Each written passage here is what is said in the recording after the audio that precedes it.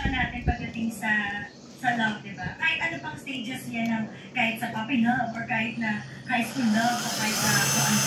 Basta iba yung and syempre, with respect sa mga boys, iba rin naman yung kanila pagdating sa group. Actually, Ali, tama ka. Madali lang talagang sabihin kesa gawin, di ba?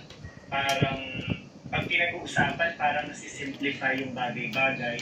Pero pag meron ng actual feelings involved, parang pag meron ng actual emotions involved with a person, yung sinasabi mo ang unhealthy attachment, na minsan nagiging toxic, na kung magbibigay ka lang ng advice at pagkukwentuhan natin, ang daling sabihin na, huwag ka kasi mag-attach para hindi maging toxic.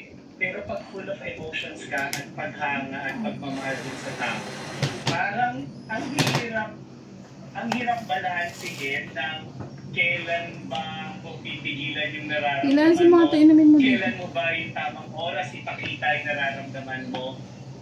I guess ang pinaka-importante lang din talaga, nagsiset ng malinaw at very open na communication with the two of you para yung pinagsisimulaan ng friendship nyo that may somehow be in a situationship and you maging kayo eventually, kung gusto yung dahan-dahanin, that journey will stay as beautiful as they are, but at the same time, if there are difficult conversations, you can openly discuss them na hindi nyo mafe-feel na baka ma-judge, baka may